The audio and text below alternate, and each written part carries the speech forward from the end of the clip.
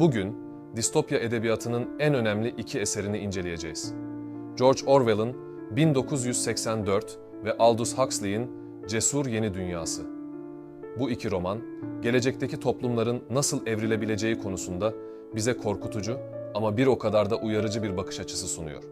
Fakat bu iki distopya birbirinden çok farklı. Orwell ve Huxley, insanlık ve toplumla ilgili çok farklı bakış açılarıyla karşımıza çıkıyorlar. Bugün bu iki kitabı anlatacak, daha sonra birbirleriyle karşılaştıracağız ve günümüzle olan paralelliklerini sorgulayacağız. Son olarak, popüler kültürde bu iki distopyanın nasıl işlediğine ve hangi yönlerinin günümüze yansıdığına da değineceğiz.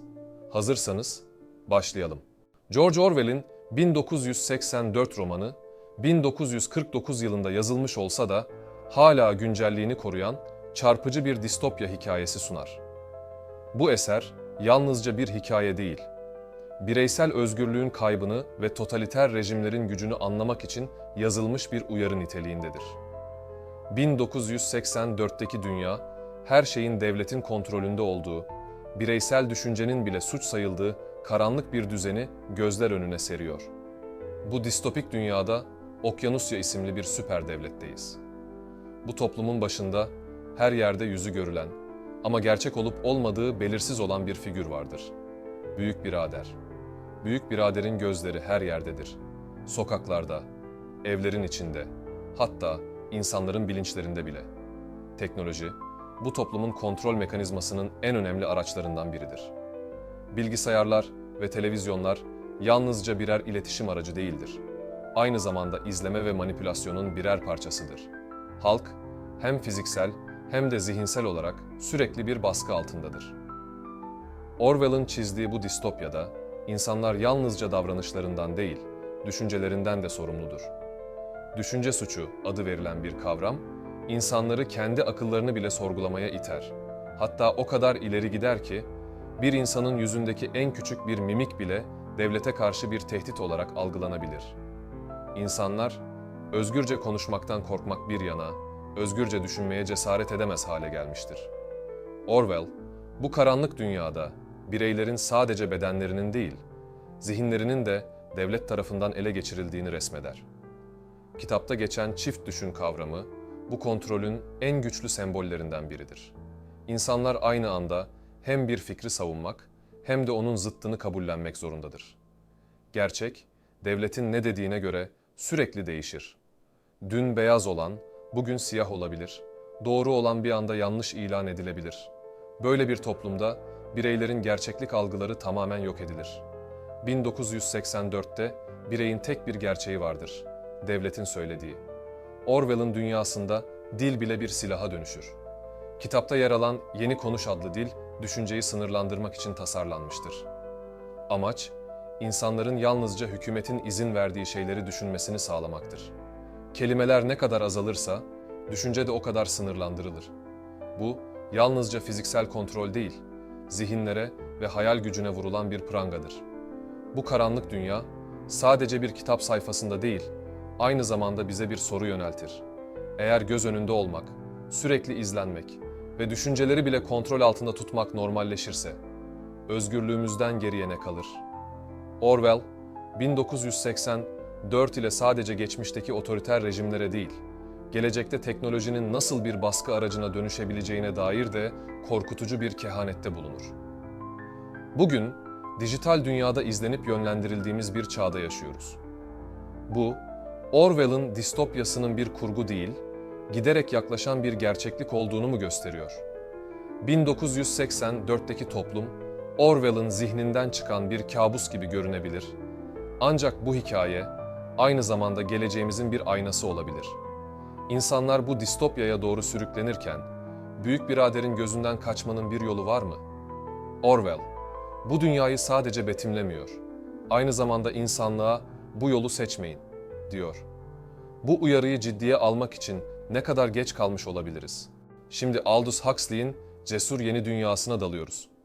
1932 yılında yazılan bu eser, Orwell'ın distopyasına kıyasla çok farklı bir gelecek vizyonu sunar. Ancak bu farklılık, onun sunduğu dünyanın daha az korkutucu olduğu anlamına gelmez. Aksine, Huxley'in yarattığı dünya, modern toplumun rahatlık ve mutluluk arayışına çarpıcı bir ayna tutar. Bu dünya, bireyin özgürlüğünü, mutluluk ve uyum vaatleriyle sinsice elinden alan, şaşırtıcı derecede renkli bir hapishanedir. Huxley'in dünyasında, bireylerin yaşamı, biyoteknolojik müdahalelerle baştan tasarlanır. İnsanlar, genetik mühendislikle belirlenmiş sosyal sınıflar içinde doğar ve bu sınıflar, toplumun işleyişi için mükemmel bir şekilde planlanmıştır. Alfalardan epsilonlara kadar herkes, doğuştan belirlenmiş rollerine uygun olarak şartlandırılmıştır. Bu, bireylerin sadece işlerini değil, aynı zamanda arzularını, korkularını ve zevklerini de içerir. Yani insanlar mutlu olmak için üretilir ve mutsuz olma ihtimalleri baştan ortadan kaldırılır. Bu distopyada bireysel özgürlüğün yerini toplumsal uyum almıştır. Ancak bu uyum zorla dayatılan bir otoriteyle değil, insanların tatlı bir uyuşukluk içinde yaşamasını sağlayan Soma adlı bir ilaçla sağlanır. Soma, toplumun temel taşlarından biridir. İnsanlar en ufak bir rahatsızlık hissettiklerinde bir doz Soma alır ve her şeyden uzaklaşırlar. Keder, acı, isyan gibi duygular bu toplumda kabul edilmez. Çünkü bu duygular sistemin mükemmel işleyişini tehdit edebilir. Huxley, bu durumda mutluluğun bir özgürlük değil, bir kölelik biçimi haline geldiğini ustalıkla gösterir. Peki, Huxley'in Cesur Yeni Dünyasında mutluluk gerçekten mutluluk mudur? Yoksa bireylerin bu mutluluk uğruna gerçeği görmezden gelmeleri daha derin bir mutsuzluğun göstergesi mi?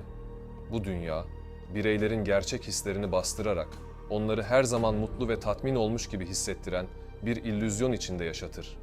İnsanlar neyi kaybettiklerini bile bilmedikleri için bu düzeni sorgulamazlar. Burada özgürlük bir anlamda kolaylıkla değiştirilmiş ve yerini rahat bir tutsaklık almıştır. Huxley'in distopyasında tüketim toplumun temel değeridir. İnsanlar sürekli tüketime teşvik edilir. Yeni şeyler satın almak, eskileri tamir etmekten daha önemli görülür. Çünkü tüketim sistemin devamını sağlar. Eğlence, spor ve keyif verici etkinlikler bireylerin hayatını doldurur. Bu dünyada anlam arayışı yoktur. Sadece anlık tatmin vardır. İnsanlar sorgulamayan, sadece mutlu bir şekilde tüketen bireyler olarak kalmalıdır. Eğitim, bu düzende bireyleri sorgulayıcı değil, uyumlu bireyler haline getirmek için kullanılır. Çocuklar, daha bebeklik döneminden itibaren kulaklarına fısıldanan propagandalarla büyürler. Bu propagandalar, toplumun değerlerini bilinçaltlarına işler ve bu değerler bir süre sonra sorgulanamaz hale gelir. Özgürlük, aşk, bireysellik gibi kavramlar bu toplumda anlamsızdır. Bunların yerini herkesin eşit şekilde tatmin olduğu bir yapay mutluluk almıştır. Bu düzen, görünüşte kusursuz bir toplum yaratırken, insanın özünden, tutkularından ve anlam arayışından tamamen kopmasına neden olur. Huxley, bu dünyayı ustalıkla kurarken, insan doğasının bir parçası olan acı ve mücadeleden yoksun bir hayatın aslında ne kadar boş olduğunu sorgular. Eğer mutluluğumuz elimizden alınan her şeyin üzerini kapatan bir perde ise, bu mutluluk gerçek midir? Huxley'in Cesur Yeni Dünyası bizi şu sorularla baş başa bırakır. Eğer bize sürekli mutluluk ve huzur vaat edilseydi, özgürlüğümüzden vazgeçer miydik? Daha önemlisi, bu özgürlükten vazgeçtiğimizi fark eder miydik? Gerçek mutluluk, mücadele ve anlam arayışında mı saklı, yoksa her şeyden uzaklaşıp yalnızca huzurlu bir hayat sürmekte mi? Bu distopya bize rahatsız edici ama bir o kadar da gerekli bir soruyu yöneltiyor. Rahatlık ve mutluluk uğruna özgürlükten vazgeçmeye değer mi? Peki bu iki distopya birbirinden nasıl ayrılır ve ortak noktaları nelerdir? Orwell ve Huxley'in kitapları farklı bakış açılarına sahip olsalar da her ikisi de bireysel özgürlüğün tehlikede olduğunu gösteriyor. Ancak bu tehlike yöntem açısından büyük bir farklılık gösteriyor. Orwell'ın 1984'ü insanları dışarıdan gelen baskılarla ve korkuyla kontrol eder. Hükümet her an her yerde olmayı başarır. Her birey her an izlenmektedir ve kişisel özgürlük tamamen yok edilmiştir. Bu, insanlar üzerinde korku yaratır ve onları hem fiziksel hem de psikolojik olarak boyun eğmeye zorlar. Orwell'ın distopyasında bireyler korkudan ötürü özgürlüklerini kaybederler. Öte yandan Huxley'in Cesur Yeni Dünyası, bireyleri fiziksel olarak zorlamaz. Aksine toplum üyeleri tatmin olan bir şekilde mutlu olmaya yönlendirilir. İnsanlar biyoteknolojik olarak genetik sınıflara ayrılır ve birbirlerinden farklı bir şekilde şekillendirilirler. Bireylerin özgürlükleri, arzuladıkları şeyleri alabilme kolaylıkları ile kısıtlanır. Mutluluk, insanlar için sunulan bir uyuşturucu ve eğlence yoluyla sağlanır. Burada, insanlar istemeden de olsa özgürlüklerinden feragat ederler. Huxley'e göre özgürlük toplumun en temel ihtiyaçları arasında yer almaz. İnsanlar mutlu ve rahat bir şekilde yaşamayı tercih ederler. Hangi distopya daha tehlikeli? Orwell'ınkisi, insanların gerçeklik algısını ve düşüncelerini yok ederken, Huxley'in distopyası insanları özgür iradelerini kaybetmeye ve mutlu olmaya ikna eder. Orwell'ın toplumu açıkça korku ve baskıyla yönetilirken, Huxley'in dünyasında insanlar keyifli bir uyumsuzluk içinde yaşamaya devam ederler. Bu, hangi toplumun daha tehlikeli olduğuna dair bir tartışmayı gündeme getiriyor. Huxley'in toplumu belki de daha tehlikeli bir hal alabilir. Çünkü burada insanlar özgürlüklerinin yok olduğunun farkında bile değildirler. Oysa Orwell'ın toplumunda insanlar neyin kaybolduğunu ve özgürlüklerinin kısıtlandığını bilirler. Şimdi de günümüzde bu distopyalardan hangisine daha yakın olduğumuzu sorgulayalım. Orwell'ın 1984'ü teknolojiyle izleme ve manipülasyon üzerine odaklanırken, Huxley'in Cesur Yeni Dünyası ise eğlence, uyuşturucular ve haz ile yönlendirilmiş bir toplumu anlatır. Günümüz teknolojileri hem Orwell'in hem de Huxley'in distopyalarına yönelik çok güçlü paralellikler sunmaktadır. Günümüzde özellikle sosyal medya ve dijital izleme araçları Orwell'ın tahmin ettiği gibi bireylerin sürekli olarak izlenmesini mümkün kılmaktadır. Hükümetler ve büyük şirketler kişisel verileri toplayarak insanları etkileyebilir ve yönlendirebilir. Ancak Huxley'in öngördüğü türde bir eğlence ve tüketim toplumu da giderek artmaktadır. İnsanlar hızla değişen pop kültür, internet ve medya sayesinde sürekli bir tatmin peşindedirler. Soma'yı düşünün. Sosyal medya, sürekli uyarıcılar ve tüketim kültürü modern bir Soma işlevi görmüyor mu? Popüler kültür, George Orwell'in 1984 ve Aldous Huxley'in Cesur Yeni Dünyası gibi distopyaları sadece ilham kaynağı olarak kullanmakla kalmaz. Aynı zamanda bu eserlerin temalarını çağdaş dünyaya taşır ve yeniden yorumlar. Bu iki distopyanın sunduğu fikirler modern hikayelerde derin yankılar bulur ve izleyicilere kendi yaşamlarının bu distopik unsurlarla ne kadar örtüştüğünü sorgulama fırsatı sunar. Örneğin, Black Mirror dizisi, Orwell'ın 1984'ünde olduğu gibi teknolojinin bireylerin hayatları üzerindeki kontrolünü ve etkisini derinlemesine işler. Özellikle Nosedive gibi bölümler, insanların dijital dünyada puanlanması üzerinden bireysel özgürlüklerin nasıl kısıtlandığını gösterir.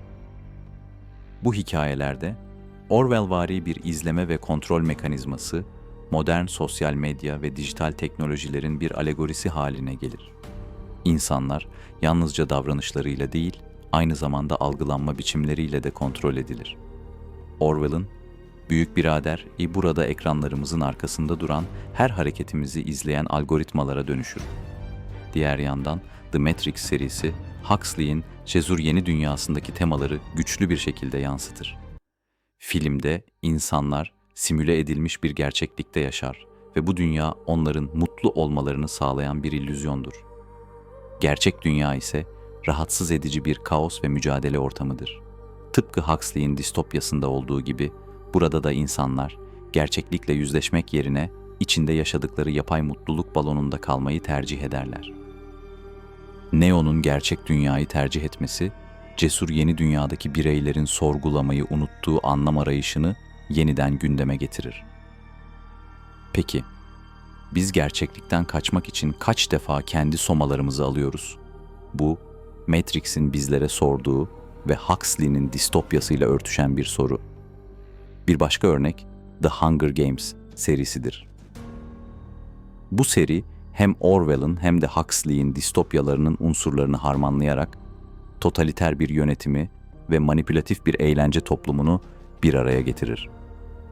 Capital, Orwellvari bir baskı mekanizmasını temsil ederken, düzenlenen ölüm oyunları Huxley'nin toplumları pasifize eden eğlence kültürünü andırır. İnsanların ölümcül bir mücadeleyi izlerken pasif bir zevk alması, Huxley'in sürekli mutluluk vaat eden yapısını ve bu yapının ahlaki çöküşe nasıl yol açtığını açıkça ortaya koyar. Ayrıca V for Vendetta gibi filmlerde Orwell'ın distopyasından ilham alır. Filmdeki baskıcı rejim, 1984'teki Büyük Birader'e benzer şekilde halkı gözetim altında tutar ve korkuyla yönetir.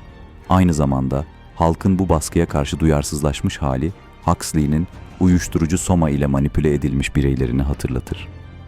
V for Vendetta, iki distopyanın kesişim noktasını işaret eder. Baskı ve manipülasyonun bir arada var olduğu bir dünya. Günümüzün popüler yapımları da bu iki distopyanın mirasını taşımaya devam ediyor.